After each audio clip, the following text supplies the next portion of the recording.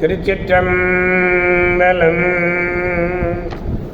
மெய்யடியார் பெருமக்களே, இந்த நில உலகத்திலே உள்ள உயிர்கள் அனைத்தும் நோயற்ற வாழ்வும் குறைவற்ற செல்வமும் பெற்று சீரோடும் சிறப்போடும் வளமாகவும் நலமாகவும் வாழ்வாங்கு வாழ வேண்டும், வாழ்வாங்கு வாழ வேண்டும், வாழ்வாங்கு வாழ வேண்டும் என்று வாழ்த்து மகிழ்கிறேன்.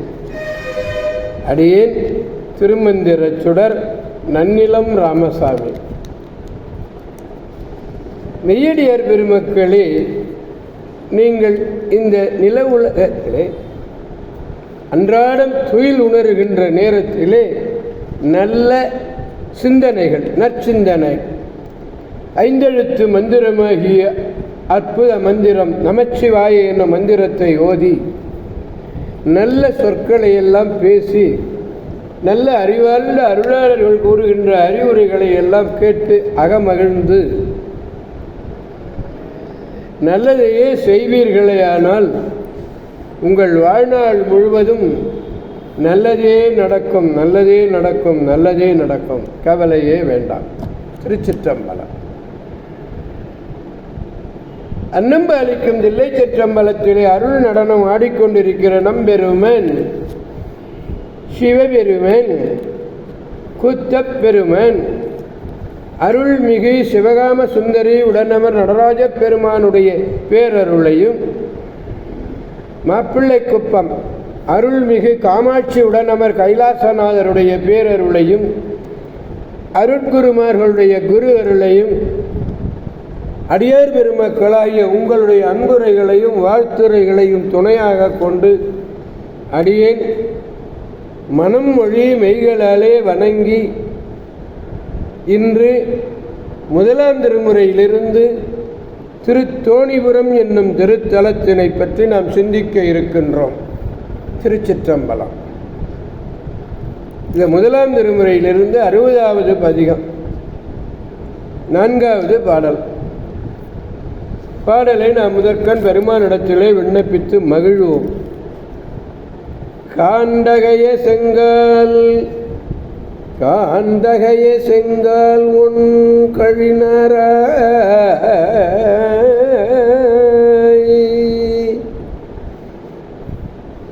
காண்டகைய செங்கால் உன் கழினாராய், காதலால் புண்டகைய முலை மெலிந்து கொன்பயந்தாள் என்று வளர் செண்டகைய மணிமாடத் திருத்தோணிபுரத்து உறையும் ஆண்டகையால் ஆண்டகையார்க்கு இன்றே சென்று அடி அறிய உணர்த்தாயே.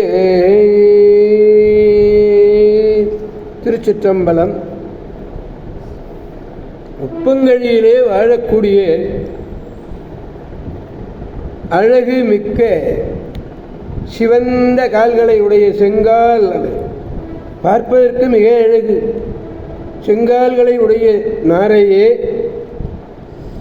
காதல் மிக்கூறுதலினாலே, காதல் மிகுதிப்படுதலினாலே அணிகலன்களையெல்லாம் பொருந்திய அழகிய தனங்கள், அழகிய தனங்கள் மெலிந்து பசலை நோய் பூக்க, பசலை நோய் பூக்கப் பெற்று உன் அடியவள் வருந்தினாள். யார் வருத்தப்பட்டா? உன்னுடைய அடியவள் தான் வருத்தப்படுறார் என்று வானோங்கி வளர்ந்துள்ள அழகிய மாட வீடுகளை கொண்டுள்ள திருத்தோணிபுரத்திலே எழுந்தருளில் உள்ள ஆண்மக்களில் சிறந்தவராக விளங்கக்கூடிய சிவபெருமானை இன்றே சென்று, இவ எத்தனையோ ஆண்மக்களை பார்க்குறா, ஆண்மக்களை எல்லாம் பார்த்துட்டு எல்லாரையும் விட சிறந்தவர் யாரு? நம்பெருமான் சிவபெருமான்கிற அந்த சிவபெருமானை இன்றே நீ சென்று அடைந்து, நீ சென்று அடைந்து, நீங்கிறது யாரு? செங்கால் நாராய்.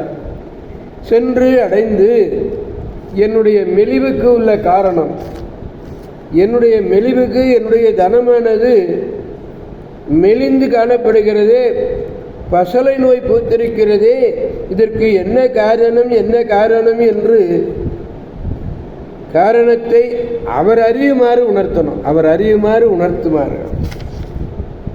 தோழியும் பயன்படலை, பெருமானிடத்தில் சொல்லி அனுப்பலான்னா தோழி பயன்படலை. அப்படி தோழி பயன்படலைன்னா அடுத்தது என்ன செய்யலான்னு நினைச்சா, கேளாதவற்றையெல்லாம் கேட்கணும் போல இருக்கும் மாதிரி, காது கொடுத்து கேளாதனாலும் கூட பரவாயில்ல, நம்முடைய மன துன்பத்தை சொல்லி ஆகணுங்கும் பொழுது அங்கே நாரை பறவையை பார்க்கிறார். நாரை பறவை அந்த நாரையை பார்த்து வேண்டுகிறாள், நாராய், நான் தோல் மெலிந்து மேனி பசந்தாள் என்ற இன்று இந்த செய்தியை இன்றே சென்று நீ உணர்த்து, இப்போவை சொல்லு.